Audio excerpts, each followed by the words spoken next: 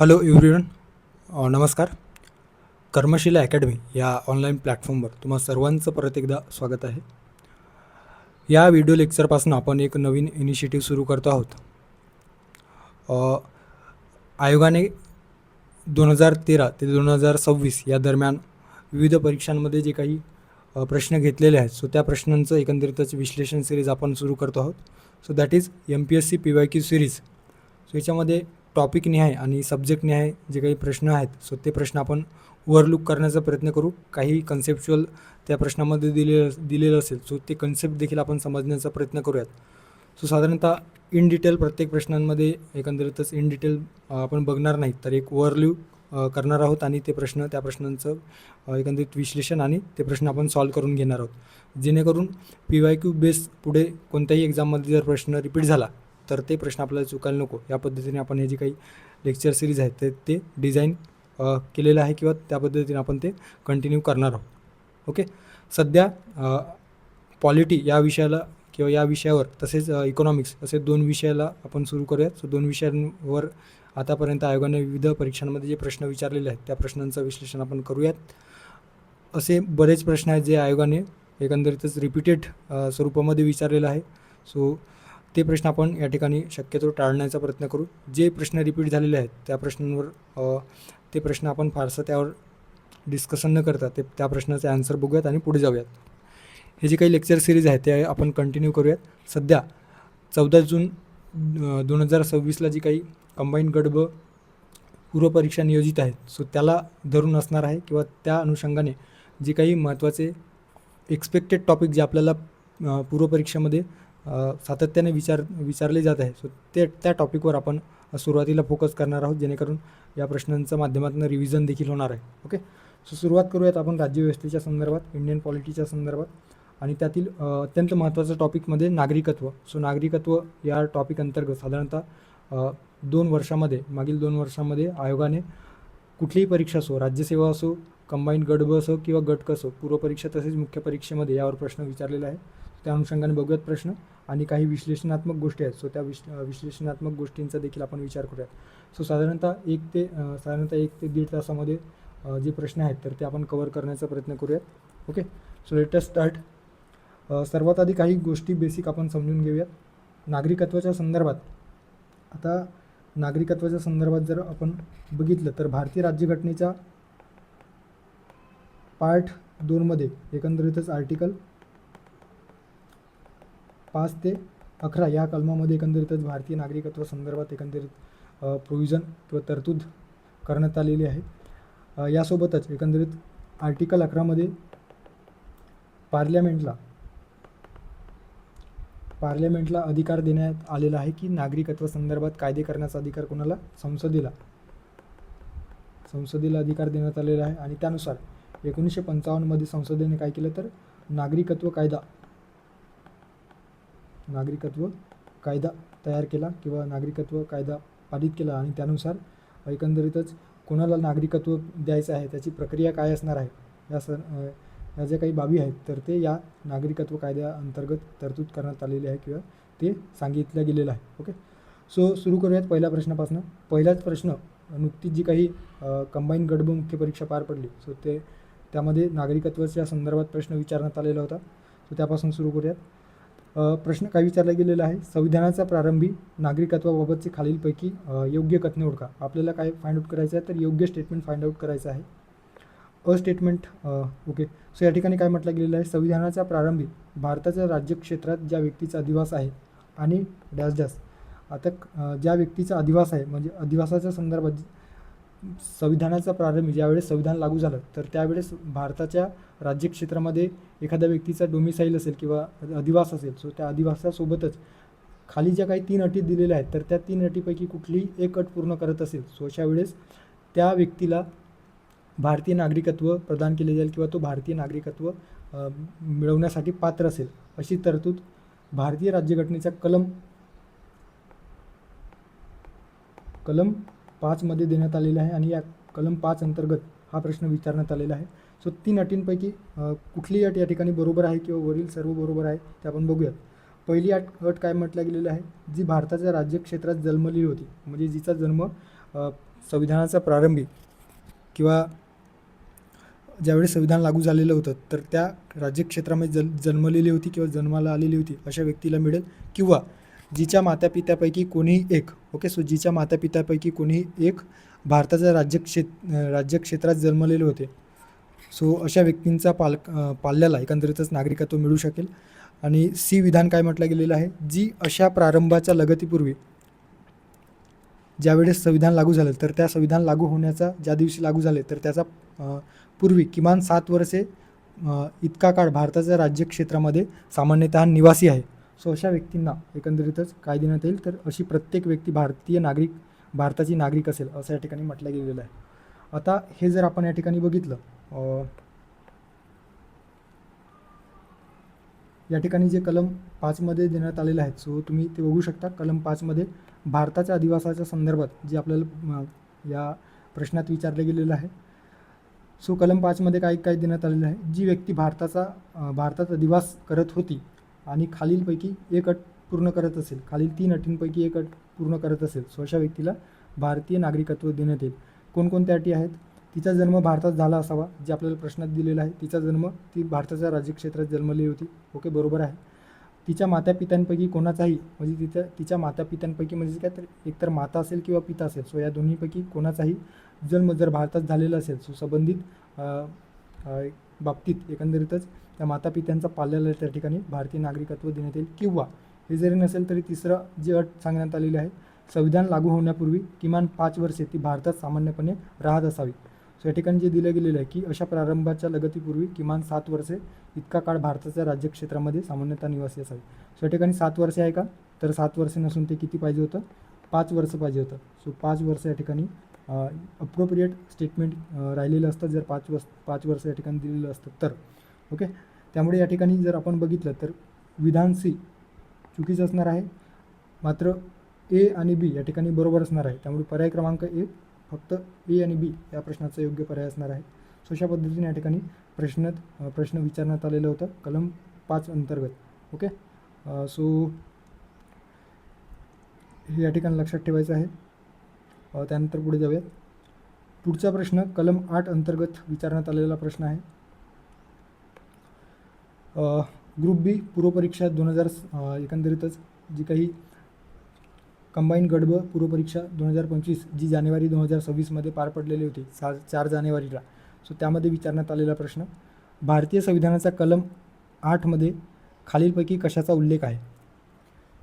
पर्याय दिलेले आहे. पर्याय काय दिलेला आहे, तर पर्याय 1, पाकिस्तानातून भारतात स्थलांतरित झालेल्या काही विशिष्ट व्यक्तींचे नागरिकत्वाचे अधिकार. दुसऱ्या पर्यायात आहे भारताबाहेर राहणाऱ्या भारतीय वंशाच्या काही विशिष्ट व्यक्तींचे नागरिकत्वाचे अधिकार.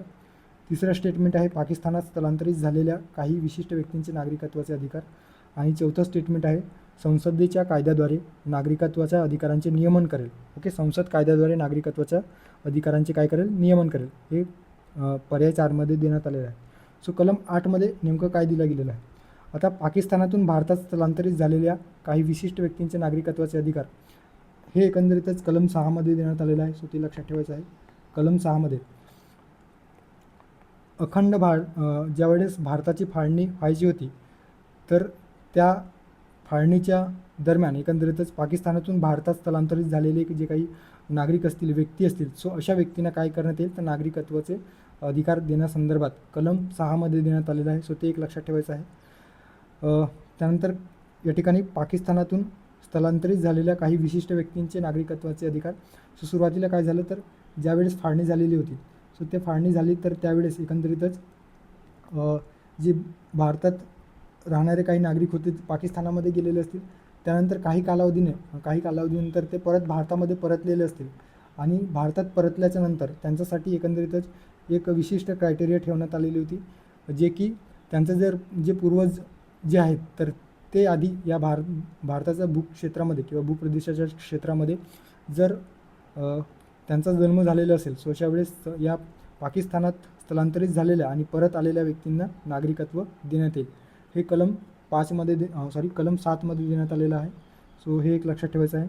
पाकिस्तानातून भारतात म्हटलं तर कलम 6, पाकिस्तानात स्थलांतरित म्हटलं तर कलम 7 आणि संसद कायद्याद्वारे नागरिकत्वाच्या अधिकारांचे नियमन करेल, हे आपण आताच बघितलेलं होतं.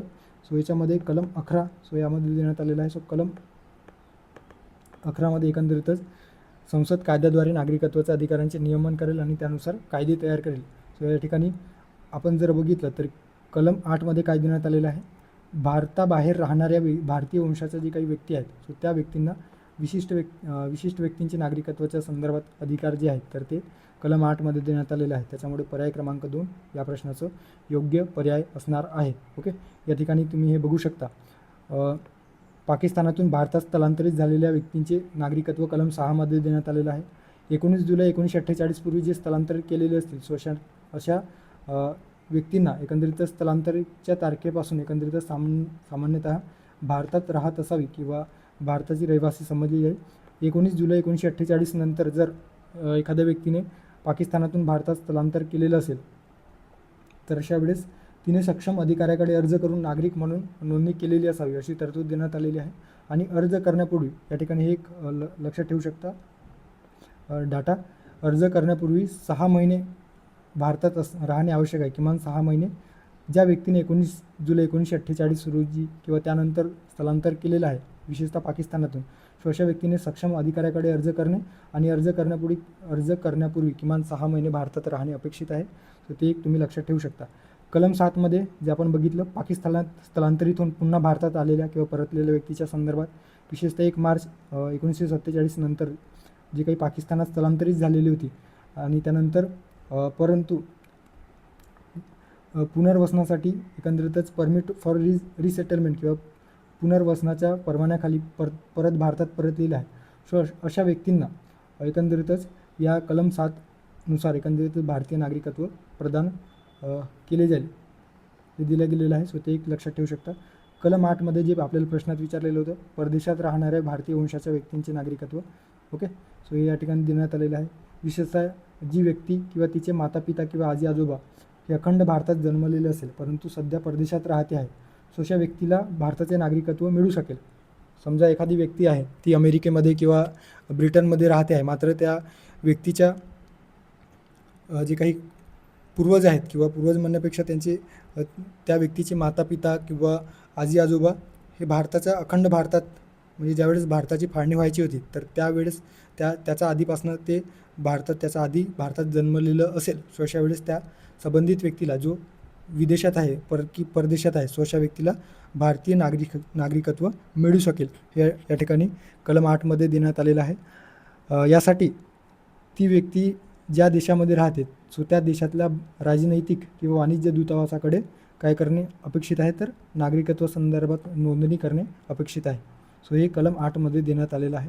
सो ते एक तुम्ही लक्षात ठेवू शकता. ओके, त्यानंतर 9मध्ये एकंदरीतच नागरिकत्व संपुष्टात येण्याच्या संदर्भात देण्यात आलेलं आहे. सो नागरिकत्व संपुष्टात येणे, स्वतःहून जर एखादी भारतीय नागरिकत्व ज्या व्यक्तीकडे आहे त्या व्यक्तीने दुसऱ्या देशाचे नागरिकत्व स्वीकारलेलं असेल, इतर देशाचे नागरिकत्व स्वीकारलेलं असेल तर त्या व्यक्तीचे भारतीय नागरिकत्व काय होईल तर आपोआप संपुष्टात येईल. सो हे कलम 9मध्ये देण्यात आलेलं आहे. कलम 10मध्ये नागरिकत्वाच्या हक्कांचे सातत्य राहील. सो हे नागरिकत्व सुनिश्चित करण्याची जी जबाबदारी आहे तर ते कलम 10मध्ये देण्यात आलेली आहे. सो ते एक यामध्ये संसदेच्या कायदेशीर प्रक्रियेशिवाय कोणाचेही नागरिकत्व काढून घेतले जाऊ शकत नाही. म्हणजे नागरिकत्व हक्काची जी काही शाश्वती आहे ते कलम 10मध्ये देण्यात आलेले आहे. सो ते एक तुम्ही लक्षात ठेवू शकता. कलम 11मध्ये संसदेला नियमन करण्याचा अधिकार आणि त्यानुसार संसदेने 1955मध्ये एकंदरीतच नागरिकत्व कायदा तयार केलेला आहे. ओके, सो इतकं आपल्याला संविधानामध्ये कॉन्स्टिट्यूशनमध्ये जे प्रोव्हिजन्स होते ते आपण या ठिकाणी बघितलेलं आहे. ओके, त्यानंतर पुढचा जो प्रश्न आहे तो OCIच्या संदर्भात जे राज्यसेवा मुख्य परीक्षा 2025मध्ये विचारलेलं होतं.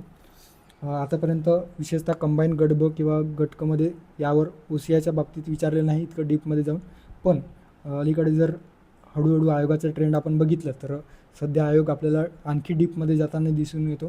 सो कंबाईन गट ब असेल किंवा गट क असेल, जी काही राज्यसेवा मुख्य जे आधी ऑब्जेक्टिव्ह होती तर त्या लेवलची काठिण्य पातळी अलीकडे आपल्याला या परीक्षांमध्ये दिसून येत आहे. तर त्यामुळे ह्या गोष्टी देखील किंवा ह्या बाबी देखील आपल्याला करणे अपेक्षित आहे.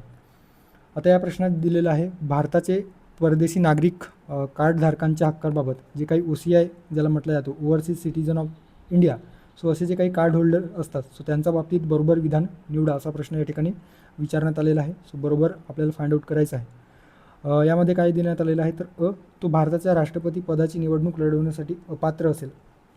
ब आहे तो सर्वोच्च न्यायालयाच्या न्यायाधीश म्हणून नियुक्तीसाठी पात्र असेल. आणि क आहे तो मतदार म्हणून नोंदणीसाठी पात्र असेल. आता एक लक्षात ठेवायचं आहे, नॉन रेसिडेंट इंडियन असेल, non residency Indian, okay. So अशा या व्यक्तीलाच एकंदरीतच भारतीय नागरिकत्व मिळतो आणि त्यानुसार राजकीय अधिकार मिळतात, सरकारी नोकरी याला मिळू शकते, काही जे मतदानाचा अधिकार या येणाऱ्याला मिळू शकतो. मात्र OCI जे कार्ड होल्डर असतात, ओव्हरसीज सिटीजन ऑफ इंडिया, ज्यांना विदेशात एकंदरीतच परकीय देशाचे नागरिकत्व मिळालेलं आहे, सो अशा व्यक्तींना मात्र ते कसे असतात तर भारतीय मूळ वंशाचे असतात, ओके. सो भारतीय मूळ असलेल्या मात्र विदेशातील जे काही नागरिकत्व प्राप्त करणाऱ्या व्यक्तींना OCI म्हटलं जातं, overseas citizen of India. So अशा व्यक्तींना मात्र राजकीय निवडणुकीमध्ये, भारताच्या राजकीय निवडणुकीमध्ये निवडणूक लढवता येत नाही, मतदानासाठी ते पात्र नसतात आणि कुठलेही जे काही घटनात्मक पोस्ट आहेत तर ते स्वीकारू शकत नाही. आता जे विधान या ठिकाणी देण्यात आलेलं आहे याच्यामध्ये म्हटलं गेलेलं आहे की तो भारताच्या राष्ट्रपती पदाची निवडणूक लढवण्यासाठी अपात्र असेल. सो अपात्र असेल म्हणजे काय तर पात्र नसेल, त्यामुळे जे स्टेटमेंट आहे तर ते या ठिकाणी योग्य असणार आहे, बरोबर असणार आहे. ब आहे तो सर्वोच्च न्यायालयाचा न्यायाधीश म्हणून नियुक्तीसाठी पात्र असेल, घटनात्मक पदासाठी पात्र नसतो, ओके. सो या ठिकाणी अपात्र पाहिजे होतं, त्यामुळे हे जे स्टेटमेंट आहे तर ते चुकीचं असणार आहे. आणि तो मतदार म्हणून नोंदणीसाठी पात्र असेल. सो ते मतदानासाठी देखील पात्र नसतात, त्याच्यामुळे या ठिकाणी क देखील या ठिकाणी काय असणार आहे तर चुकीचं स्टेटमेंट असणार आहे. सो हे आपल्याला लक्षात ठेवायचं आहे. सो फक्त बरोबर या ठिकाणी आपल्याला दिसून येतो आणि फक्त बरोबर असणारा पर्याय आहे पर्याय क्रमांक 4. सो पर्याय क्रमांक 4 या प्रश्नाचं योग्य पर्याय असणार आहे. आता हेच तुम्ही जर व्हेरीफाय करायचं झालं, जे आपण बोललेलं आहे तर ते तुम्हाला या ठिकाणी दिसूनच येईल, ओके. सो या ठिकाणी तुम्ही बघू शकता NRI म्हणजे काय, non resident Indian person of Indian origin and overseas citizen of India. OCIच्या बाबतीत मतदानाचा अधिकार मिळतो का तर मतदानाचा अधिकार मिळत नाही. सो ते एक लक्षात ठेवायचं. सरकारी पद किंवा निवडणूक लढवू शकतात का तर सरकारी पद किंवा निवडणूक लढवू शकत नाही. घटनात्मक पदे राष्ट्रपती असेल, न्यायाधीश असेल किंवा सरकारी नोकरी मिळवता येत नाही. मात्र NRI जे असतात, नॉन रेसिडेंट इंडियन, यांना राष्ट्रपती, उपराष्ट्रपती, खासदार, आमदार होण्यासाठी ते पात्र असतात. सो हे एक लक्षात ठेवायचं आहे, ओके. हावेवर OCI जे असतात किंवा POC person of Indian origin, so त्यांना देखील हे पात्रता नसते. सो ते एक लक्षात ठेवायचं आहे, ओके. सो पर्याय क्रमांक 4 या प्रश्नाचं योग्य पर्याय असणार आहे. त्यानंतर पुढे जाऊयात. पुढचा प्रश्न आहे भारताच्या नागरिकत्वाविषयी खालीलपैकी योग्य विधान कोणती. राज्यसेवा पूर्वपरीक्षा डिसेंबर 2024 विचारण्यात आलेला प्रश्न. भारतामध्ये एकल नागरिकत्व पद्धती आहे. ब आहे नागरिकत्व कायदा 1955 साली संमत करण्यात आला. त्यानंतर क आहे भारतीय राज्यघटनेच्या भाग 4 नागरिकत्वाची तरतूद आहे. सो आताच आपण बघितलं की भारतीय राज्यघटनेचा भाग 2 ओके. सो भाग 2 काय देण्यात आलेलं आहे तर नागरिकत्वाची तरतूद आहे. कलम किती, कलम 5 ते 11 या कलमामध्ये देण्यात आलेलं आहे. त्याच्यामुळे क जे विधान आहे तर क विधान या ठिकाणी काय असणार आहे तर चुकीचं असणार आहे. त्याच्यामुळे क विधान जर आपण वगळलं तर पर्याय क्रमांक 1 आणि पर्याय क्रमांक 4 आपण या ठिकाणी या पर्यायातून एकंदरीतच एलिमिनेट करू शकतो. त्यानंतर अविधान दिलं गेलेलं आहे. भारतामध्ये एकल नागरिकत्व पद्धती आहे, बरोबर आहे. एकच नागरिकत्व पद्धती आहे. सिंगल सिटीजनशिप आपल्याला देण्यात आलेलं आहे. नागरिकत्व कायदा 1955 साली संमत करण्यात आला, ओके, बरोबर आहे. संसदेच्या कायद्याने एकंदरीतच 1955 नागरिकत्व कायदा संमत करण्यात आला. त्याच्यामुळे आणि ब दोन्ही स्टेटमेंट बरोबर आहे. आपल्याला काय विचारलेलं होतं, योग्य विधान. सो पर्याय क्रमांक आणि ब असणारा पर्याय आहे पर्याय क्रमांक 3. सो पर्याय क्रमांक 3 या प्रश्नाचं योग्य पर्याय असणार आहे. त्यानंतरचा प्रश्न आहे नागरिकत्व संपुष्टात येण्याच्या संदर्भात विचारण्यात आलेला आहे. राज्यसेवा पूर्व 2023 डिसेंबरमध्ये राज्यसेवा पूर्व 2023 विचारण्यात आलेला प्रश्न. व्यक्तीचे भारतीय नागरिकत्व संपुष्टात येते जर कधी संपुष्टात येते. आहे व्यक्तीने स्वेच्छेने अन्य देशाचे नागरिकत्व स्वीकारले तर. ब आहे व्यक्तीस नोंदणीद्वारे नागरिकत्व मिळाल्यावर 5 वर्षाच्या कालावधीत 18 महिन्यांचा कारावास झाला असेल तर. क आहे फसवणूक किंवा गैरप्रकार करून नागरिकत्व मिळवलेले आहे असे भारत सरकारचे समाधान झाले तर. आणि चौथं स्टेटमेंट आहे, व्यक्तीने भारतीय राज्यघटनेशी अनिष्ठा दाखवली असेल तर. ओके, आता या ठिकाणी 3 स्टेटमेंट अतिशय जनरिक आहेत आणि ते आपण नागरिकत्व संपुष्टात येण्यासाठी कन्सिडर करू शकतो. पहिलं स्टेटमेंट, स्वेच्छेने जर इतर देशाचे नागरिकत्व स्वीकारलेलं असेल तर आपण काय करू शकतो, तर भारतीय नागरिकत्व जे आहे तर त्याचे हिरावून घेतले जाऊ शकते किंवा संपुष्टात येऊ शकते. त्याच्यामुळे जे विधान आहे ते त्यामध्ये कुठलाही फरक आपल्याला किंवा कुठलाही फॉल्ट दिसून येत नाही. सो विधान या ठिकाणी अप्रोप्रिएटली बरोबर असणार आहे. सो त्यामुळे असणारं विधान नसणारा पर्याय आपण एलिमिनेट करूयात. त्यानंतर ब स्टेटमेंट, व्यक्तीस ओके, सो ब स्टेटमेंट थोडा वेळ आपण बाजूला ठेवूयात. क आहे, फसवणूक किंवा गैरप्रकार करून नागरिकत्व मिळवलेले आहे असे भारत सरकारचे समाधान झाले तर. बरोबर आहे.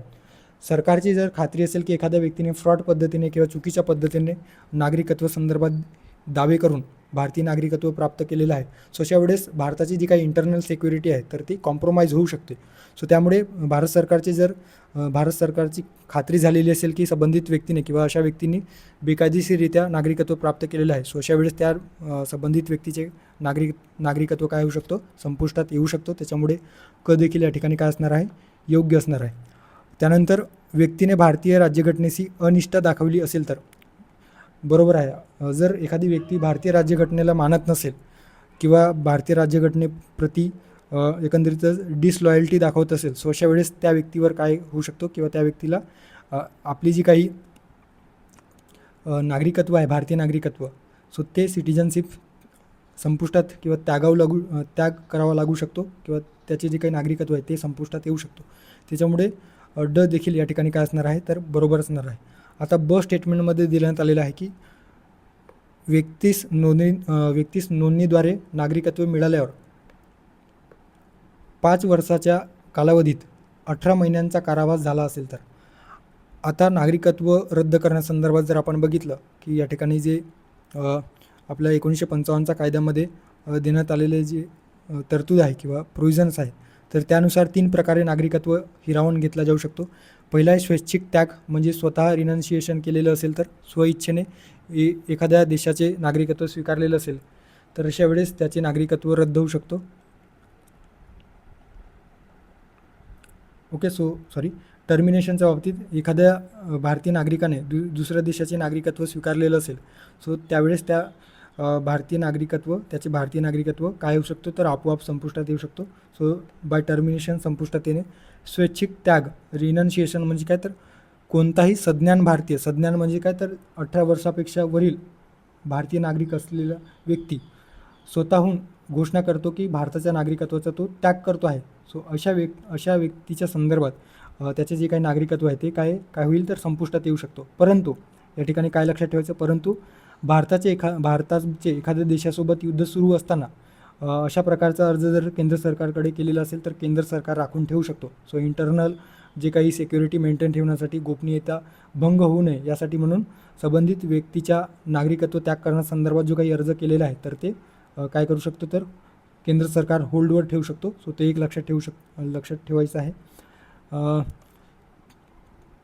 आणि जेव्हा एखादी व्यक्ती नागरिकत्व सोडते या स्वेच्छेनुसार, तेव्हा तिची अल्पवयीन मुलेही भारतीय नागरिक राहत नाही, लक्षात ठेवायचं आहे. एखादी व्यक्ती, समजा ए नावाची व्यक्ती आहे, ए नावाच्या व्यक्तीने ब्रिटनचे नागरिकत्व स्वीकारलेलं असेल. ओके, सो ब्रिटनचं नागरिकत्व स्वीकारलेलं असेल, सो अशा वेळेस त्याने भारताचं जे काही नागरिकत्व आहे तर त्याचा त्याग केलेला असेल, सो त्यागासाठी किंवा रिनन्शिएशनसाठी ॲप्लिकेशन केंद्र सरकारकडे एकंदरीत सादर केलेलं असेल, सो अशा वेळेस बी या देशाकडून ब्रिटन या देशामध्ये त्याला नागरिकत्व मिळाल्याच्या नंतर आणि भारतामध्ये त्याचे नागरिकत्वाचा त्याग झाल्याच्या नंतर त्याचे जे काही अल्पवयीन बालक आहेत, म्हणजे 18 वर्षाखालील जे मुलं आहेत, सो त्यांना देखील भारतीय नागरिकत्व मिळणार नाही जोपर्यंत ते 18 वर्षाचे होत नाही तोपर्यंत. समजा त्या ए नावाच्या व्यक्तीची जी काही मुलं आहेत ती 18 वर्ष पूर्ण झाली आणि त्या मुलांना वाटलं की आपल्याला भारतीय नागरिकत्व मिळवायचं आहे, तर अशा वेळेस 18 वर्ष पूर्ण केल्यानंतर 1 वर्षाच्या आत त्या संबंधित व्यक्तीची जी काही मुलं आहेत किंवा पाल्य आहेत तर ते 1 वर्षाच्या आत, 18 वर्ष पूर्ण झाल्याच्या नंतर 1 वर्षाच्या आत पुन्हा अर्ज केल्यास त्या व्यक्तींना भारतीय नागरिकत्व मिळू शकते. सो ते एक लक्षात ठेवायचं आहे. ओके, आय होप हे तुम्हाला क्लिअर झालेलं असेल. त्यानंतर तिसरं काय आहे तर डिप्रायव्हेशन म्हणजेच काय तर काढून घेणे किंवा वंचित करणे. केंद्र सरकार काही विशिष्ट कारणांवरून व्यक्तीचे नागरिकत्व सक्तीने काढून घेऊ शकतो. सो सक्तीने काढून घेऊ शकतो म्हणजे काय तर डिप्रायव्हेट करू शकतो किंवा डिप्रायव्हेशनच्या माध्यमातून त्यांचे नागरिकत्व हिरावून घेतला जाऊ शकतो. कारणे कुठली आहेत तर नागरिकत्व कपट किंवा फसवणूक करून म्हणजे चुकीच्या पद्धतीने गैरमार्गाने जे आपण बघितलेलं आहे.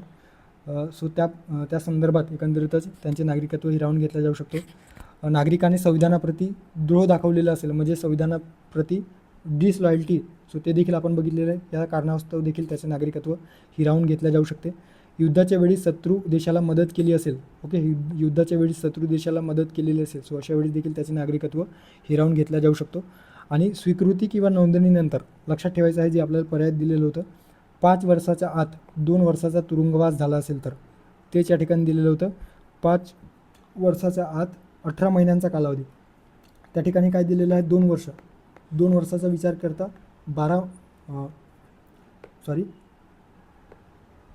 2 वर्ष म्हणजे काय तर 24 महिने. सो 5 वर्षाचा कालावधी त्यास 24 महिने किंवा 2 वर्षाचा कारावास झालेला असेल. या ठिकाणी जे 18 महिने दिलेलं आहे तर ते चुकीचं असणार आहे. सो अशा वेळेस त्या व्यक्तीचे काय नागरिकत्व संपुष्टात येऊ शकतो. सो ब जे स्टेटमेंट आहे तर ते काय असणार आहे तर चुकीचं असणार आहे. सो ब स्टेटमेंट जर आपण वगळलं तर ब स्टेटमेंट नसणारा पर्याय जर आपण बघितलं तर पर्याय क्रमांक 2 दिसून येतो. सो पर्याय क्रमांक 2 या प्रश्नाचं योग्य पर्याय असणार आहे.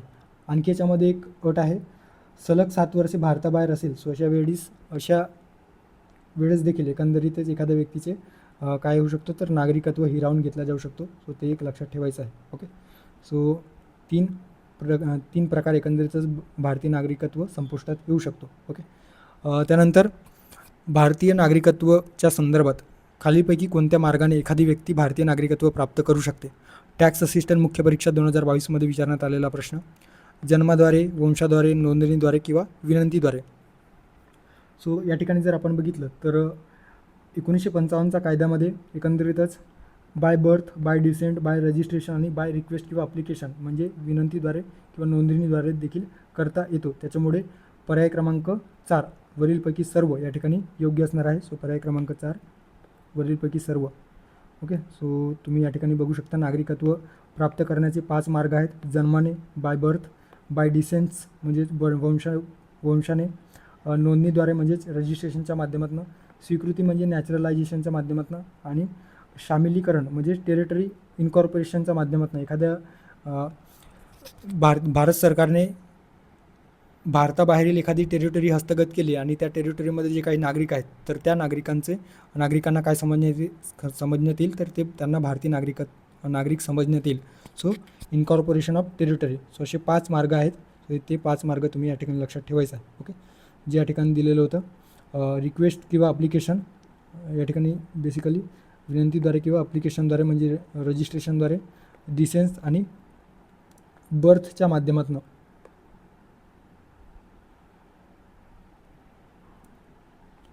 ओके, सो हे लक्षात ठेवू शकता.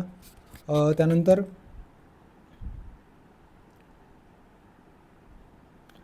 पुढचा प्रश्न आहे फॉरेस्ट मुख्य परीक्षा 2022 ऑक्टोबरमध्ये विचारण्यात आलेला प्रश्न. योग्य कथन किंवा कथने ओळखा. नागरिकत्व कायदा 1955 संसदेने संविधानाच्या अनुच्छेद 11 अन्वये दिलेल्या अधिकारानुसार मंजूर केला होता. ओके, सो मंजूर झालेला आहे. सो मंजूर केला होता. सो या ठिकाणी जे दिलेलं आहे की नागरिकत्व कायदा 1955 संसदेने संविधानाच्या अनुच्छेद 11 अन्वये दिलेल्या अधिकारांनुसार, सो संसदेला या कलम 11 जे काही अधिकार दिलेला आहे सो त्यानुसार नागरिकत्व कायदा 1955 मंजूर करण्यात आलेला होता का.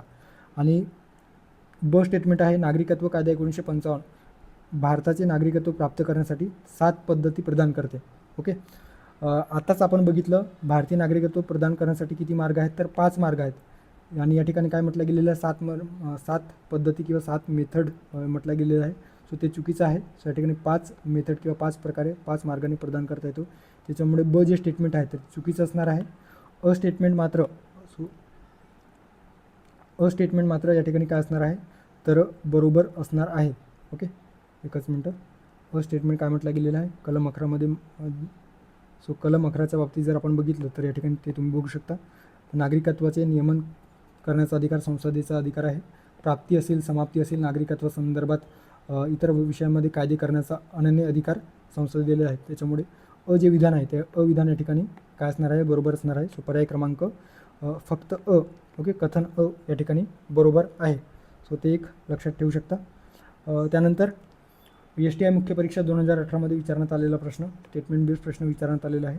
भारतीय राज्यघटनेने कॅनडाप्रमाणे एकेरी नागरिकत्व पद्धतीचा स्वीकार केला आहे. त्यानंतर स्वित्झर्लंडसारख्या इतर संघराज्याने दुहेरी नागरिकत्व पद्धतीचा स्वीकार केलेला आहे. आता असे जे प्रश्न असतात ते एकंदरीतच डायरेक्ट रिसोर्सेसमध्ये, म्हणजे काही लक्ष्मीकांत असेल किंवा इतर पॉलिटीच्या रिसोर्समध्ये आपल्याला सापडत नाही. सो अशा वेळेस काय विचार करायचं, आयोगाने जर स्वतःहून एखादी माहिती दिलेली असेल तर ते माहिती नाकारायचं नाही. ओके, सो ते ऑलवेज कन्सिडर करायचं, ट्रू कन्सिडर करायचं. सो हे दोन्ही स्टेटमेंट या ठिकाणी बरोबर आहे. भारतीय राज्यघटनेने कॅनडाप्रमाणे एकरी नागरिकत्व पद्धतीचा स्वीकार केलेला आहे. आता जर यावर प्रश्न विचारला की कॅनडामध्ये दुहेरी नागरिकत्व आहेत, तर त्या ठिकाणी मात्र आपल्याला लक्षात यायला हवं की कॅनडामध्ये एकेरी नागरिकत्व आहे, कारण ते आधी आता काय झालेलं आहे, PYQ झालेलं आहे. सो PYQ बेस्ड प्रश्न आयोग शक्यतो चेंज करू शकतो. त्याच्यामुळे PYQ करत असताना ह्या बाबींचा विचार व्यवस्थितपणे आपण करायला हवं. ओके, सो कॅनडामध्ये सध्या म्हणण्यापेक्षा कॅनडामध्ये जे एकेरी नागरिकत्व आहे, तर त्या एकेरी नागरिकत्वाचा स्वीकार आपण भारतीय राज्यघटनेमध्ये देखील स्वीकारलेला आहे. सो हे स्टेटमेंट बरोबर आहे. स्वित्झर्लंडसारख्या इतर संघराज्याने दुहेरी नागरिकत्व पद्धतीचा स्वीकार केलेला आहे. सो हे देखील आपण या ठिकाणी बरोबर कन्सिडर करायचं आहे. सो दोन्ही विधान या ठिकाणी काय असणार आहे, बरोबर असणार आहे. स्वित्झर्लंड असेल किंवा इतर जर देश आपण बघितलं ज्याच्यामध्ये USA सारखे देश असतील, अमेरिकेसारखा देश, सो त्या देशांमध्ये देखील एकंदरीतच दुहेरी नागरिकत्व, त्या देशाचे नागरिकत्व आणि त्या पर्टिक्युलर राज्याचे नागरिकत्व असे दोन वेगवेगळे नागरिकत्व देण्यात येतो. सो ते एक लक्षात ठेवायचं आहे. ओके, त्यानंतर पुढे जाऊयात.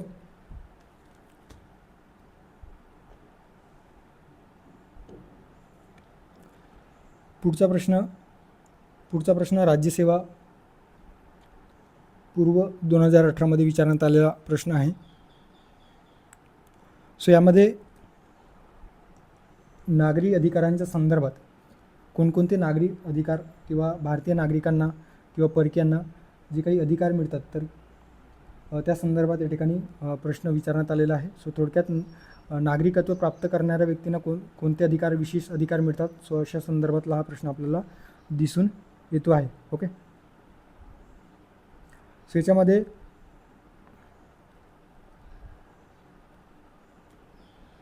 जे स्टेटमेंट दिलं गेलेलं आहे, सो स्टेटमेंटमध्ये काय दिलेलं आहे, नागरिक राज्यामध्ये सर्व नागरिक अधिकारांचा उपभोग घेतात. आहे नागरिक राज्यांमध्ये सर्व राजकीय अधिकारांचा उपभोग घेतात. परकीय व्यक्ती राज्यांमध्ये सर्व नागरिक अधिकारांचा उपभोग घेतात. परकीय व्यक्ती राज्यांमध्ये सर्व राजकीय अधिकारांचा उपभोग घेतात.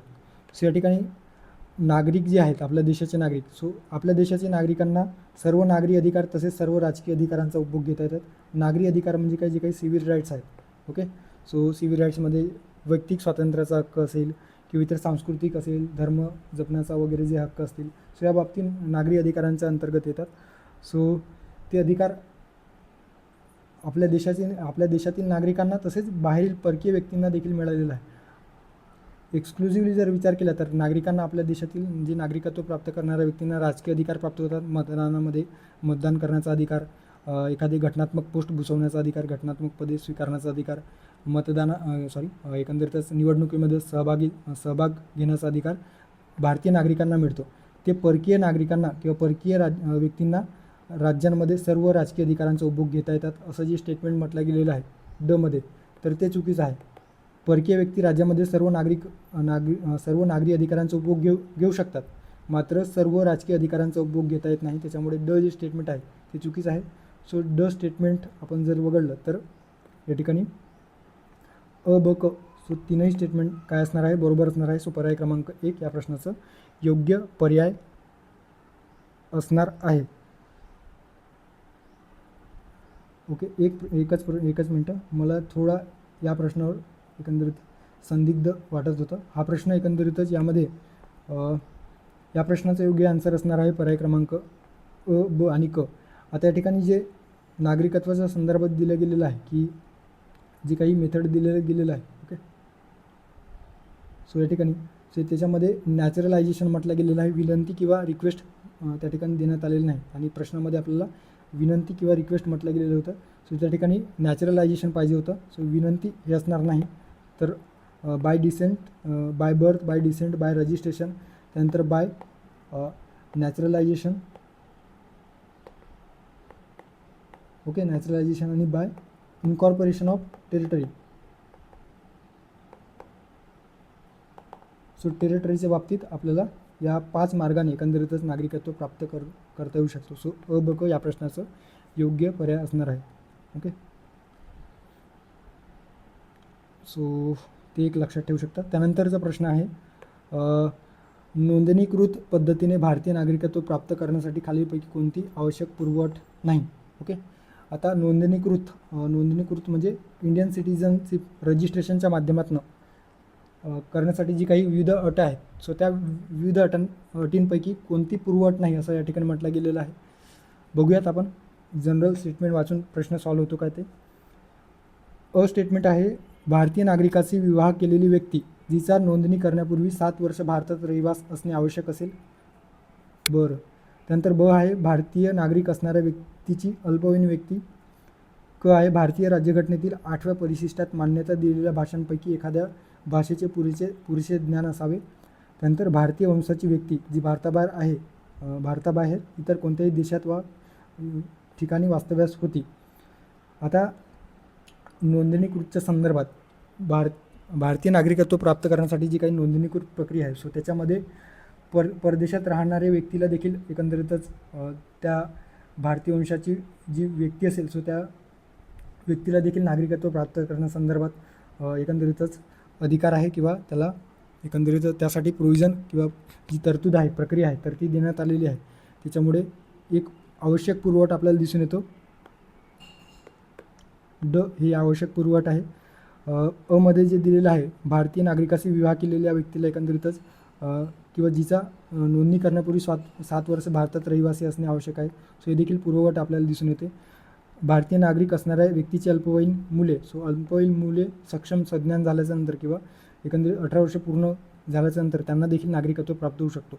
मात्र कुठलीच पुरवठ एकंदरीत भाषेच्या संदर्भात ज्यामध्ये 8व्या परिशिष्टात जी काही भाषा दिलेल्या आहेत, तर त्या भाषेपैकी एखाद्या भाषेचे पुरेसे ज्ञान आहे म्हणून त्या व्यक्तीला नागरिकत्व देण्यात येईल, अशी पुरवठ आपल्या नागरिकत्वाच्या प्रोव्हिजनमध्ये किंवा तरतुदीत दिसून येत नाही. त्याच्यामुळे क जे स्टेटमेंट आहे ते क चुकीचं आहे. त्याच्यामुळे म्हणजे ते आवश्यक पुरवठ नाही आहे. सो आवश्यक पुरवठ नाही नसल्या कारणामुळे आपल्याला तेच विचारलेलं होतं, कोणती आवश्यक पुरवठ नाही. सो पर्याय क्रमांक 3 फक्त क. ओके, आता हेच जर आपण बघितलं तर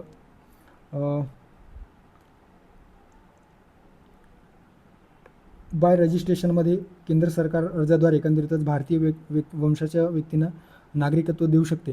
सो अर्ज करण्यापूर्वी 7 वर्ष सामान्यतः भारतात राहत असणे अपेक्षित आहे, जे या ठिकाणी दिलेलं होतं.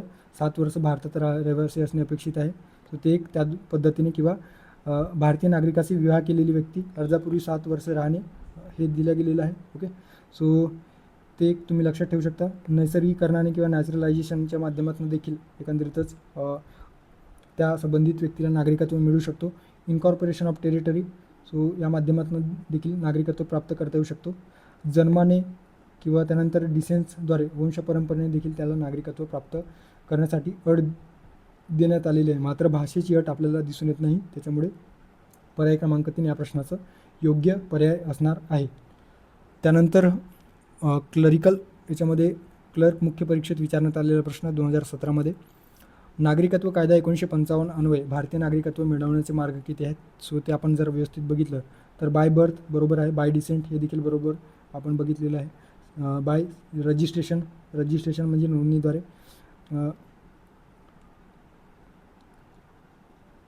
Bye naturalisation. ओके, सो हे देखील एकंदरीतच आपण बघितलेलं आहे. Bye incorporation of territory, incorporation of territory, so हे देखील काय असणार आहे तर या ठिकाणी हे आपण बघितलेलं आहे. सो जन्माद्वारे, वंशपरंपरेने, नोंदणीद्वारे, स्वीकृतीने, क्षेत्रविलीनीकरणाने, सो तीनही म्हणजे या ठिकाणी जे काही 5 मार्ग आहेत. ओके, सामीलीकरण म्हणजे काय तर क्षेत्र विलिनीकरण, स्वीकृती, नोंदणी, डिसेंट्स आणि डिसेंट म्हणजे वंश आणि जन्मणे. सो असे 5ही या ठिकाणी जे दिलेलं आहे तर ते योग्य आहे. सो पर्याय क्रमांक 4 वरील सर्व अ, ब, क, ड, ई सर्व पर्याय या ठिकाणी योग्य असणार आहे. त्यानंतर भारतीय राज्यघटनेच्या कोणता भाग हा नागरिकत्व संबंधित आहे? भाग 1, भाग 2, भाग 3, भाग 4. ओके, या ठिकाणी पर्याय क्रमांक 2 भाग 2. ओके, भाग 3मध्ये काय आहे तर फंडामेंटल राईट्स आहे. भाग 4मध्ये DPSPच्या संदर्भात directive principle of DPSP directive principle of state policy आणि भाग 1मध्ये युनियन टेरिटरीच्या संदर्भात आहे. युनियन टेरिटरीच्या संदर्भात आपल्याला दिसून येतो. ओके, सो पर्याय क्रमांक 2 भाग 2मध्ये नागरिकत्व संदर्भात एकंदरीतच राज्यघटनेचा भाग 2 संबंधित असल्याचे दिसून येतो. त्यानंतर यंत्रमानवाला नागरिकत्व बहाल करणारे खालीपैकी कोणते राष्ट्र हे जगातील पहिले राष्ट्र ठरले? चालू घडामोडींच्या अनुषंगाने प्रश्न विचारण्यात आलेला होता, पण पहिले राष्ट्र ठरले त्याच्यामुळे परत प्रश्न रिपीट होऊ शकतो. सो लक्षात काय ठेवायचं आहे? सौदी अरेबिया, पर्याय क्रमांक 3. ओके, सो सौदी अरेबियाने काय केलेलं आहे तर यंत्रमानवाला नागरिकत्व बहाल केलेलं आहे. सो ते एक लक्षात ठेवायचं. त्यानंतर ॲग्री पूर्व 2016मध्ये विचारण्यात आलेला प्रश्न होता. भारतीय नागरिकत्व प्राप्त करण्यासंदर्भात खालील विधाने लक्षात घ्या. भारतीय नागरिकत्व संदर्भात नियम व कायदे जम्मू काश्मीर प्रांतासाठी लागू होत नाही. आता हा जो प्रश्न आहे तो 2016मध्ये विचारण्यात आलेला आहे आणि 2019मध्ये जे काही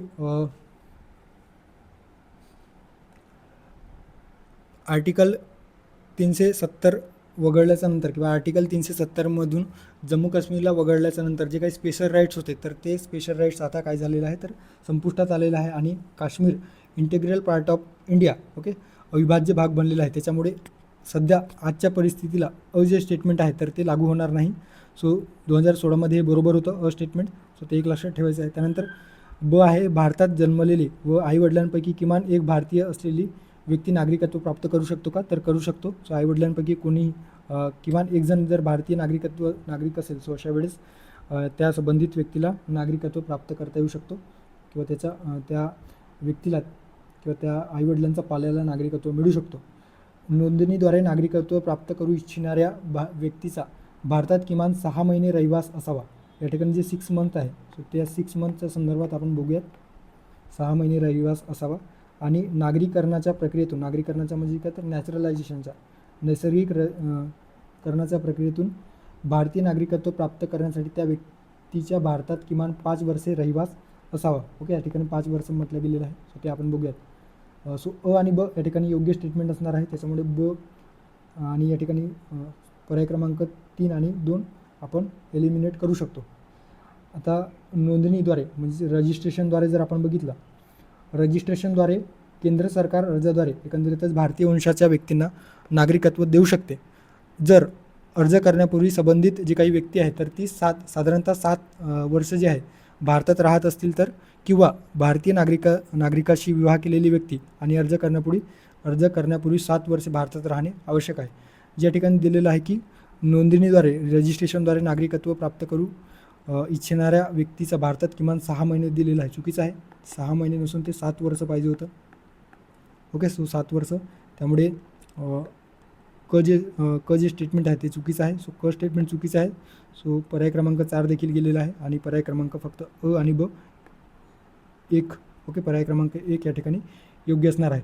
आणि नैसर्गिकरित्या म्हणजे नॅचरलायझेशनच्या माध्यमातून भारतीय नागरिकत्व प्राप्त करण्यासाठी किमान 5 वर्ष दिलेलं आहे. सो त्या 5 वर्षाचा विचार करू. नैसर्गिकरणाच्या माध्यमातून किंवा स्वीकृतीद्वारे किमान किती वर्ष, तर या ठिकाणी लक्षात ठेवायचं आहे अर्ज करण्यापूर्वी किमान 11 वर्षे. ओके, सो अर्ज करण्यापूर्वी किमान 11 वर्षे अखंडपणे एकंदरीतच 12 महिन्यांचा काळ आणि मागील 14 वर्षांपैकी 10 वर्षे. ओके, सो जेव्हा नैसर्गिकरित्या किंवा नॅचरलायझेशन पद्धतीने एखाद्या व्यक्तीला नागरिकत्व पाहिजे असेल सो अशा वेळेस त्या संबंधित व्यक्तीने 14 वर्षाचा कार्यकाळ जो आहे तो त्या 14 वर्षापैकी म्हणजे मागच्या अर्ज करण्याच्या पूर्वीच्या 14 वर्षाच्या कार्यकाळात किमान 11 वर्षे भारताचा रहिवासी असणे अपेक्षित आहे आणि ज्या वर्षी अर्ज करायचा आहे तर त्याचा पूर्वी जे 12 महिन्यांचा कालखंड आहे ते अखंडपणे कुठेही न जाता फक्त भारतात रहिवासी असणे अपेक्षित आहे. सो 14 वर्षापैकी 10 वर्ष आणि शेवटचं जे काही अर्ज करण्यापूर्वीचे 12 महिन्यांचा अखंड कालखंड, सो असे 11 वर्ष या ठिकाणी अर्ज करण्यासंदर्भात दिलं गेलेलं आहे किंवा रहिवासी असणे अपेक्षित आहे. त्या ठिकाणी 5 वर्ष दिलेलं आहे. सो ते 5 वर्ष काय असणार आहे, चुकीचं असणार आहे. ओके, सो ते एक लक्षात ठेवायचं आहे.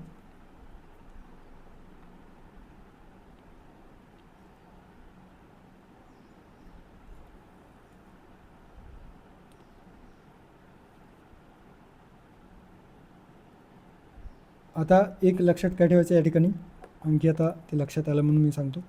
जे काही भारतीय भाषेच्या संदर्भात जो उल्लेख करण्यात आलेला आहे, सो भारतीय भाषेच्या संदर्भात स्वीकृतीद्वारे किंवा नॅचरलायझेशनच्या पद्धतीने जेव्हा नागरिकत्व प्राप्त पाहिजे असेल किंवा प्राप्त करायचे असेल तर अशा वेळेस संविधानाच्या 8व्या अनुसूचीमध्ये जे काही भाषा दिलेल्या आहेत तर त्या भाषेतील एका भाषेचे ज्ञान असणे आवश्यक आहे. आणि त्यासोबतच आणि म्हटलं गेलेलं आहे म्हणजे आणखी त्याच्यामध्ये ॲडिशनल कंडिशन आहे, अर्ज करण्यापूर्वी किमान 11 वर्ष 14 वर्षाचा टोटल कार्यकाळाचा विचार करता मागील 14 वर्षापैकी 11 वर्ष आणि मागच्या 1 वर्षामध्ये अखंडपणे तो भारताचा रहिवासी असणे अपेक्षित आहे. सो ते एक लक्षात ठेवायचं आहे. आता या ठिकाणी जो प्रश्न दिलेला होता नोंदणीकृतच्या संदर्भात, सो त्याच्यामध्ये विधान दिलेलं होतं की 8व्या परिशिष्टात दिलेल्या भाषेपैकी एखाद्या भाषेचे पुरेसे ज्ञान असणे. सो ते नोंदणीकृतच्या संदर्भात नसून ते नॅचरलायझेशन किंवा त्याला स्वीकृतीद्वारे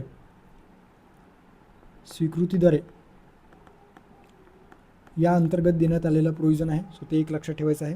ओके, सो या ठिकाणी आपण बघितलं पर्याय क्रमांक 1 आणि ब बरोबर असणार आहे. त्यानंतर पुढचा प्रश्न, खालीलपैकी कोणते विधान चुकीचे आहे, आपल्याला चुकीचं विधान फाइंड आउट करायला सांगितलं गेलेलं आहे. एखाद्या व्यक्तीचा जन्म भारतात 26 जानेवारी 1950 रोजी किंवा त्यानंतर परंतु 1 जुलै 1987 पूर्वी झालेला असेल तर ती व्यक्ती भारतीय नागरिक असते. ओके, त्यानंतर ब आहे, एखाद्या व्यक्तीचा जन्म भारतात 1 जुलै 1987 रोजी किंवा त्यानंतर झाला असेल आणि जर तिच्या जन्माच्या वेळी तिच्या आईवडिलांपैकी कोणीही एक भारताचे नागरिक असतील तर ती व्यक्ती भारतीय नागरिक असेल. त्यानंतर क आहे, जेव्हा एखादी व्यक्ती तिच्या भारतीय नागरिकत्वाचा त्याग करते तेव्हा त्या व्यक्तीच्या प्रत्येक अज्ञान मुलाचे भारतीय नागरिकत्व देखील संपुष्टात येते. ओके, आता क जे स्टेटमेंट आहेत तर ते आपण नागरिकत्व त्यागाच्या संदर्भात बघितलेलं आहे. एखादी व्यक्ती भारतीय नागरिकत्व त्याग करत असते, सो त्याग करताना त्या व्यक्तीचे जे काही मुलं आहेत किंवा जे पाल्य आहेत, सो अशा मुलांचे एकंदरीत अज्ञान मुलांचे म्हणजे ज्यांचं वय 18 वर्ष नाही, सो त्यांचे देखील नागरिकत्व काय होतं तर संपुष्टात येत असतो. त्याच्यामुळे क जे स्टेटमेंट आहे तर ते योग्य आहे. आता ब आणि च्या संदर्भात जर आपण बघितलं तर या ठिकाणी जर तुम्ही बघितलं तर जन्माद्वारे जर नागरिकत्वाच्या संदर्भात बघितलं तर या ठिकाणी 26 जानेवारी 1950 ते 1 जुलै 1987 दरम्यान भारतात जन्मलेली व्यक्ती माता पित्याचे नागरिकत्व काहीही असले तरी जन्माने ते काय समजले जाईल तर नागरिक समजले जाईल.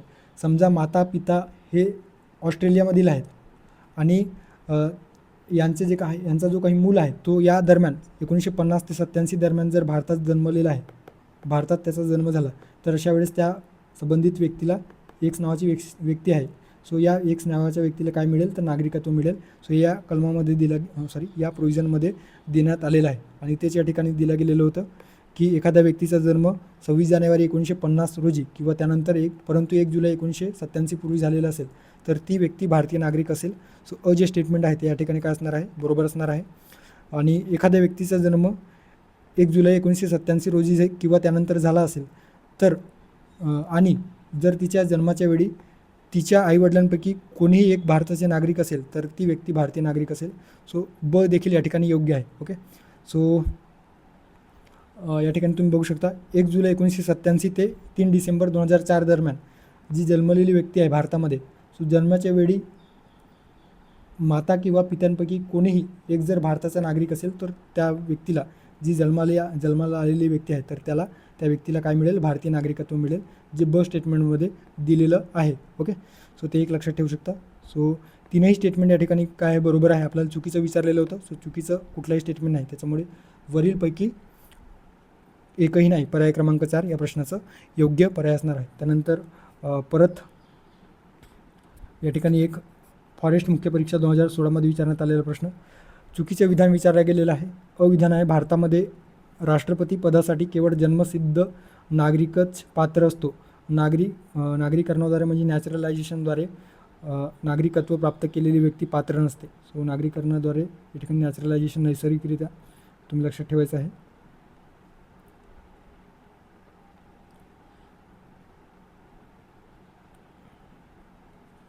नैसर्गिकरित्या ओके नागरिकत्व प्राप्त करण्यासाठी ती व्यक्ती पात्र नसते. काय म्हटलेलं होतं, भारतामध्ये राष्ट्रपती पदासाठी केवळ जन्मसिद्ध नागरिकच पात्र असतो. नैसर्गिकरणाद्वारे म्हणजे नॅचरलायझेशनद्वारे नागरिकत्व प्राप्त केलेली व्यक्ती राष्ट्रपती पदासाठी पात्र नसते. जे स्टेटमेंट आहे तर त्याचा विचार आपण करूयात. ब आहे, अमेरिकेमध्ये अध्यक्षपदासाठी केवळ जन्मसिद्ध नागरिकच पात्र असतो. नागरीकरणाद्वारे म्हणजेच या नॅचरलायझेशनद्वारे नागरिकत्व प्राप्त केलेली व्यक्ती पात्र नसते. जेव्हा एखादी व्यक्ती भारतीय नागरिकत्वाचा त्याग करते तेव्हा त्या व्यक्तीच्या प्रत्येक अज्ञान बालकाचे भारतीय नागरिकत्व देखील नष्ट होतं. हे आपण या मागच्याच प्रश्नामध्ये बघितलेलं आहे. क या ठिकाणी योग्य आहे, त्याच्यामुळे क आपण वगळू शकतो. आपल्याला चुकीचं विचारलेलं आहे, बरोबर ना. सो चुकीचं विचारलेलं आहे त्याच्यामुळे क पर्याय या ठिकाणी येणार नाही, कारण क स्टेटमेंट बरोबर आहे. आता या दोनपैकी कुठला तरी एक स्टेटमेंट चुकीचं असणार आहे, कारण दोन्ही एकंदरीतच दोन्ही विधानांमध्ये स्टेटमेंट जे दिलेलं आहे ते एक भारताच्या संदर्भात दिलेलं आहे आणि एक अमेरिकेच्या संदर्भात. सो भारतामध्ये राष्ट्रपती पदासाठी केवळ जन्मसिद्ध नागरिकच प्राप्त असतो, पात्र असतो. हे जे स्टेटमेंट आहे ते चुकीचं आहे. याच्यामध्ये नॅचरलायझेशनद्वारे नागरिकत्व प्राप्त केलेल्या व्यक्तीला पात्र नसतं जे दिलेलं आहे, तर ते स्टेटमेंट चुकीचं आहे. तर तो पात्र असतो. व कुठल्याही पद्धतीने जर नागरिकत्व मिळवलेलं असेल भारतामध्ये तर ती व्यक्ती राष्ट्रपती पदासाठी पात्र असतो. हाविवर अमेरिकेमध्ये मात्र अध्यक्षपदासाठी जे एखादी उमेदवार उभी आहे, सो अशा वेळेस त्या उमेदवाराकडे जन्मसिद्ध नागरिकत्व प्राप्त असायला पाहिजे. म्हणजे ती व्यक्ती जन्मानेच एकंदरीतच अमेरिकेत जन्म झाल्यामुळे त्या व्यक्तीकडे अमेरिकेचे नागरिकत्व असेल. सो अशा वेळेस ती व्यक्ती त्या ठिकाणी अध्यक्षपदासाठी निवडणुकीला उभी राहू शकते. इतर मार्गाने नागरिकत्व मिळालेल्या व्यक्तीला त्या ठिकाणी अध्यक्षपदासाठी स्कोप नाही. ओके, सो हे ते एक लक्षात ठेवायचं आहे. सो या ठिकाणी चुकीचं विचारलेलं होतं. सो चुकीचं एकमेव स्टेटमेंट आपल्याला दिसून येतो, पर्याय क्रमांक अ. ओके, सो ते एक लक्षात ठेवायचं. त्यानंतर पुढे जाऊया.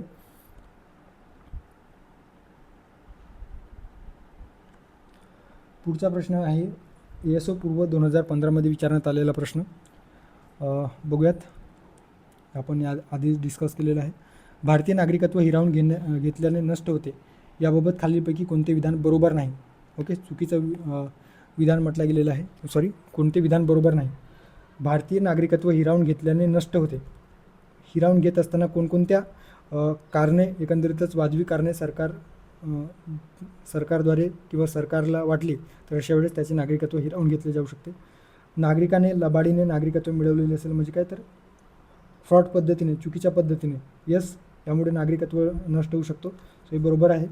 नागरिकाने भारतीय राज्यघटनेप्रती बेईमानी दाखवलेली असेल, बेईमानी म्हणजे काय डिसलॉयल्टी. सो हे देखील बरोबर आहे. आपण आताच बघितलेलं आहे, या ठिकाणी हे बघितलेलं आहे. ओके, सो कपट किंवा बेईमानीच्या संदर्भात हे तुम्ही या ठिकाणी बघू शकता. कपट, फसवणूक, संविधानाप्रती द्रोह, शत्रू देशाला मदत केलेली असेल, नोंदणीनंतर 5 वर्षाच्या आत 2 वर्षाचा तुरुंगवास झाला असेल किंवा सलग 7 वर्षे बाहेर राहत असेल. सो याद्वारे त्याचे नागरिकत्व काय करू शकतो, हिरावून घेतला जाऊ शकतो. नागरिक सामान्यपणे सलग 7 वर्ष भारताबाहेर राहिला असेल, हे देखील आताच बघितलं. आणि चौथा स्टेटमेंट आहे, नागरिकास नोंदणीनंतर 5 वर्षाच्या आत अन्य देशात 1 वर्षाचा तुरुंगवास झाला असेल. 1 वर्षाचा आहे का तर 2 वर्षाचा आहे. त्याच्यामुळे या ठिकाणी पर्याय क्रमांक 4 चुकीचा असणार आहे. सो पर्याय क्रमांक 4 या ठिकाणी काय आहे तर या ठिकाणी बरोबर नाही. ओके, सो या प्रश्नाचा योग्य पर्याय आहे पर्याय क्रमांक 4. त्यानंतरचा प्रश्न राज्यसेवा पूर्व 2014मध्ये विचारण्यात आलेला प्रश्न. नागरिकत्व कायदा 1955 अंतर्गत खालीलपैकी कोणत्या पर्यायाद्वारे एखादी व्यक्ती भारताचा नागरिक बनू शकते. ओके, सो या ठिकाणी भूमी अधिग्रहित झाल्यामुळे, वारसा हक्काने, जन्म भारतात झाल्याने, राष्ट्रीयकरणाद्वारे, नोंदणीद्वारे. ओके, आताच आपण या ठिकाणी बघितलं जन्माने, ओके, वंशाने, नोंदणी म्हणजे वंशाने म्हणजे काय वारसा हक्काने, वेगवेगळे नावे, त्यामुळे शक्यतो इंग्रजी कीवर्ड तुम्ही लक्षात ठेवू शकता. नोंदणी म्हणजे registration, naturalisation, territory incorporation. Okay, so territory incorporation बरोबर आहे, याद्वारे नागरिकत्व प्राप्त करता येतो. डिसेंट बरोबर आहे, वारसा हक्काने. बर्थ इन इंडिया म्हणजे भारतात जन्म झाल्याने, सो बर्थद्वारे. नॅशनलायझेशन, सो नॅशनलायझेशनने करता येतो का, तर नॅचरलायझेशनने करता येतो, नॅशनलायझेशनने करता येत नाही. या ठिकाणी नैसर्गिकरण असं म्हटलेलं असतं, नैसर्गिकीकरण. ओके, नॅचरलायझेशन, तर ते स्टेटमेंट किंवा तो पर्याय या ठिकाणी बरोबर राहिलेलं असतं.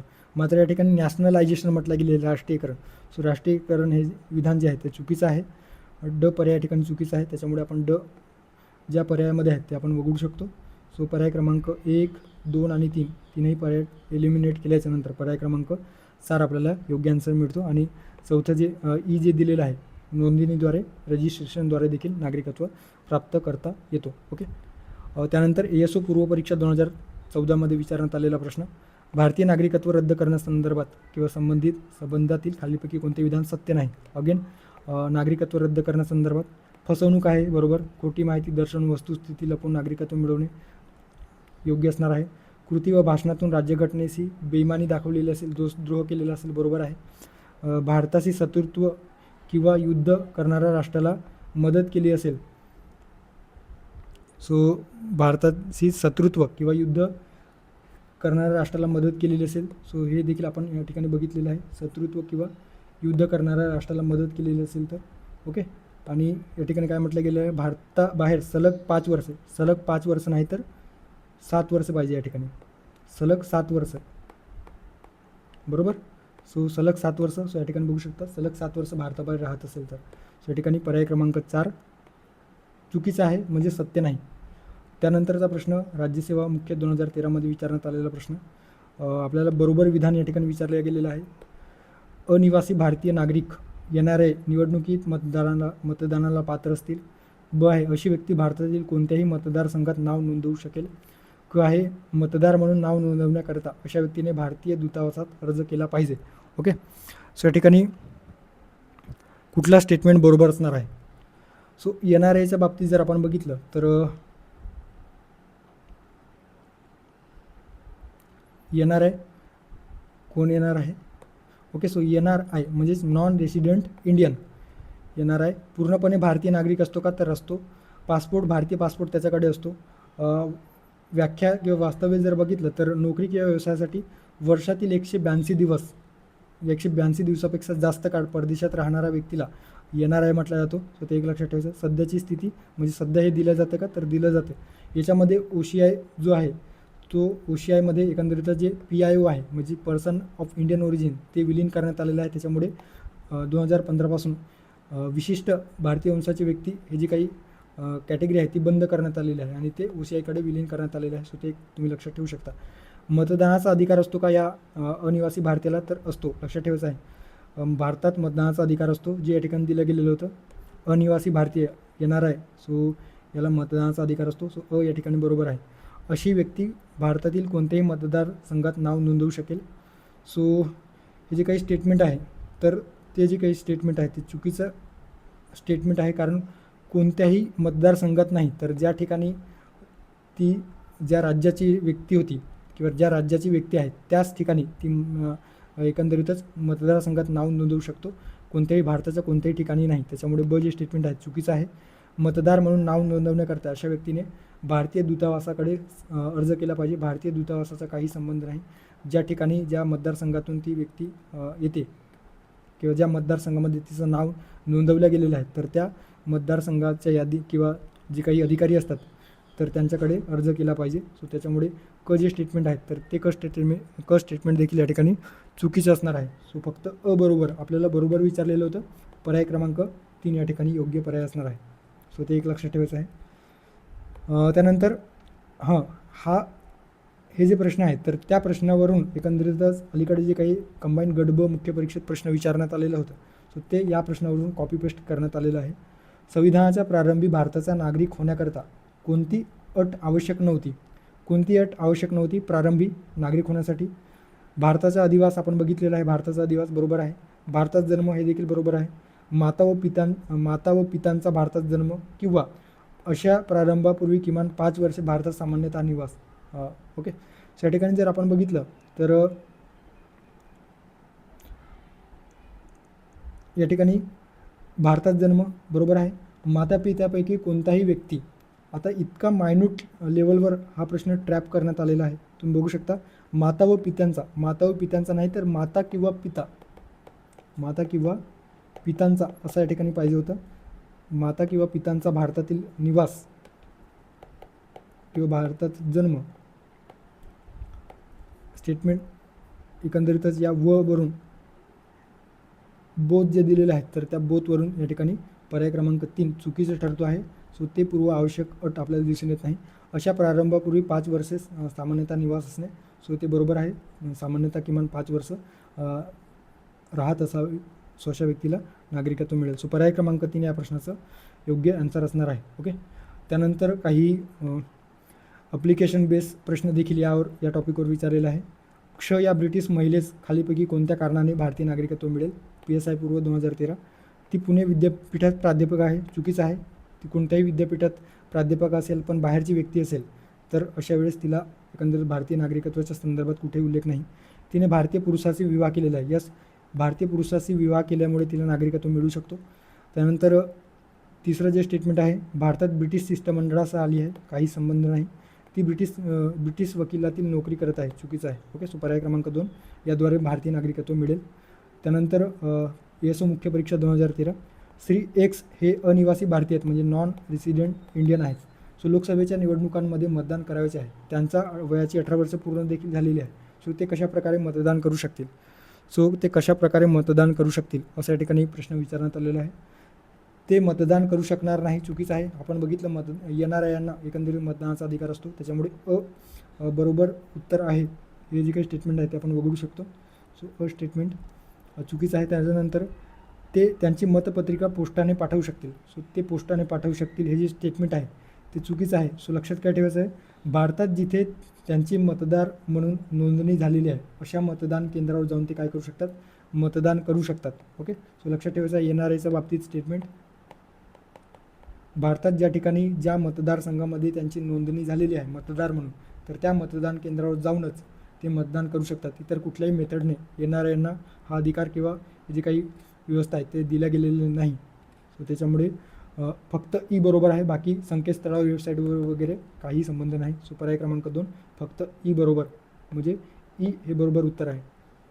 सो त्यानंतर काही प्रश्न या ठिकाणी, भारतीय नागरिकत्व कायदा 1955 पर्याय क्रमांक 2. संसदीय नागरिकत्व कायदा कधी केला? 55 मध्ये. ओके, सो त्यानंतरचा या लेक्चरचा शेवटचा प्रश्न, क्लर्क टायपिस्ट 2011 मध्ये विचारण्यात आलेला प्रश्न, भारतीय नागरिकत्वाचा लोप पुढील कोणत्या कारणामुळे होतो? एखाद्या व्यक्तीने अन्य देशाचे नागरिकत्व स्वीकारण्यासाठी भारतीय नागरिकत्वाचा त्याग करण्याचे ठरवले, त्यासाठी तसा अर्ज केला असेल तर ओके कोणत्या कारणामुळे त्याचा लोप होतो असा प्रश्न विचारण्यात आलेला आहे. लोप होत नाही. ओके, सो लोप होत नाही म्हटलं गेलेलं आहे. सो यामुळे लोप होतो. सो अन्य देशाकडे नागरिकत्व स्वीकारण्यासाठी भारतीय नागरिकत्वाचा त्याग केलेला असेल तर त्याचं नागरिकत्व संपुष्टात येतो. त्याच्यामुळे या ठिकाणी पर्याय क्रमांक 1 येणार नाही.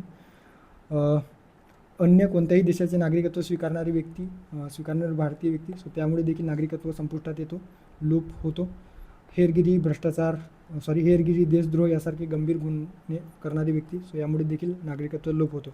भ्रष्ट मार्गाने संपत्ती मिळवून किंवा गैरव्यवहार करून न्यायालयात दोषी ठरणारी व्यक्ती, तर दोषी ठरणारी व्यक्ती म्हणजेच काय, तर समजा एखाद्या व्यक्तीला, आता जे आपण बघितलं याच्यामध्ये की